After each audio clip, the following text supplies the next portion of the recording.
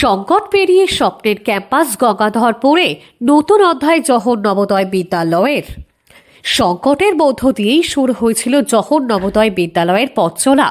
2011 সালে গঙ্গাধরপুরে যাত্রা শুরু করলেও তার আগেই 2009 সালের পরবর্তী 2 বছর বাগনান শিক্ষা নিকেতনের একটি ভবনে অস্থায়ীভাবে পঠন পাঠন চলত এই কেন্দ্রীয় বিদ্যালয়ের। সেই সময় নানা সমস্যায় বিদ্যালয়টি বন্ধ হয়ে যাওয়ার আশঙ্কাও তৈরি হয়েছিল, যা ছাত্রছাত্রী ও অভিভাবকদের মনে গভীর উদ্বেগ তৈরি করেছিল।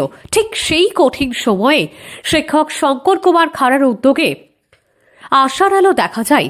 তার হাত ধরেই কেইউ সিটির প্রতিষ্ঠাতা সন্তোষ কুমার দাসের সঙ্গে যোগাযোগ স্থাপন করা হয়। গঙ্গাধরপুরে নবোদয় এখানে এসেছে, তার একটা ইতিহাসও আছে। এটা প্রথমে বাগনানে আমাদের ছিল একটা টেম্পোরারি সাইট, কিন্তু এদের মোট জায়গার প্রয়োজন ছিল 30 বিঘার জমি, মানে 10 একর জায়গা। মানে এই জায়গাটা কিন্তু পাওয়া যাচ্ছিল না। তখন আমি যেহেতু প্রশাসনে ছিলাম বাগনানে, তার এখানের সঙ্গে যুক্ত ছিলাম, তাই আমি স্যারকে বলি, মানে আমাদের প্রতিষ্ঠাতা সম্পাদক সন্তোষবাবুকে, যে স্যার যদি এখানে একটা আমরা জায়গা দিই ওনাকে, তাহলে একটা সেন্ট্রাল আমাদের যে জহর নবোদয় বিদ্যালয়টা এখানে করে উঠতে পারে। তখন স্যার এক কথায় রাজি হয়েছেন সে, এবং আমরা প্রত্যেকটা একাডেমি বিল্ডিং থেকে কিচেন এবং ছেলে মেয়েদের থাকার আলাদা হোস্টেল সমস্ত আমরা 11 সাল থেকে এই 25 সাল পর্যন্ত আমরা বিয়ার করেছি। আমরা পার্মানেন্ট সাইটটা না পাওয়ার জন্য এদের কিন্তু অনেকটা অসুবিধা হচ্ছিল। শিক্ষার প্রতি দায়বদ্ধতা থেকে গঙ্গাধরপুরে কেইউ সিটি 33 বিঘা জমি দান করেন তিনি, যা জহর নবোদয় বিদ্যালয়ের ভবিষ্যৎকে নতুন দিশা দেখায়। এরপর 2011 সাল থেকে দীর্ঘদিন কেইউ সিটির একটি ভবনেই ধীরে ধীরে এগিয়ে চলে বিদ্যালয়ের শিক্ষাযাত্রা। অবশেষে দীর্ঘ অপেক্ষার অবসান ঘটে 2025 সালের সেপ্টেম্বর মাসের শেষে। সবুজে ঘেরা বিস্তীর্ণ এলাকায় নিজস্ব জহর নবোদয় বিদ্যালয় ক্যাম্পাসে শুরু হয় পঠন পাঠন। প্রস্তাব এলো যে বাগনান থেকে নবোদয় উঠে চলে যাচ্ছে, এবং হাওড়া জেলায় 5 বছর ধরে নবোদয়ের যারা কর্তা এখানকার হাওড়া জেলার, তারা চতুর্দিকে ঘুরছে জমির জন্যে।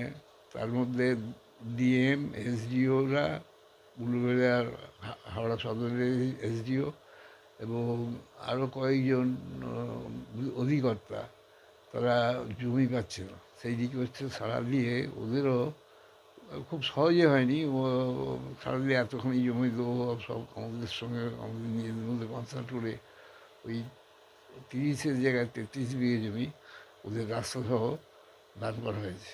14 বছর ধরে তারা এখানে বিনা পয়সায়, বিনা রেন্টে আমাদের এখানে থেকে তারা সুযোগগুলো নিল, লেখাপড়া করলো, এখান থেকে পরীক্ষা দিচ্ছিল। এবারে ঘর কমপ্লিট হতে সেখানে তারা চলে গেছে।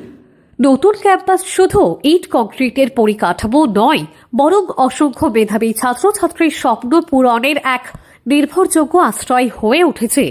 এই বছরেই বিদ্যালয়ে যুক্ত হয়েছে একাদশ ও দ্বাদশ শ্রেণী। জহর নবোদয় বিদ্যালয় পর্যন্ত কোথাও জমি না পেয়ে তখন আমাদের ট্রাস্টের শঙ্করবাবু, আমাদের কেশবকুমার চ্যারিটেবল ট্রাস্টের প্রতিষ্ঠাতা সন্তোষ কুমার দাসের কাছে তখনকার প্রিন্সিপাল বিজয়া নায়েক ওনাকে নিয়ে আসেন। পুরো সব কিছুই ফ্রি, সেখানে যেমন উন্নত মানের শিক্ষা দেওয়া হয় এবং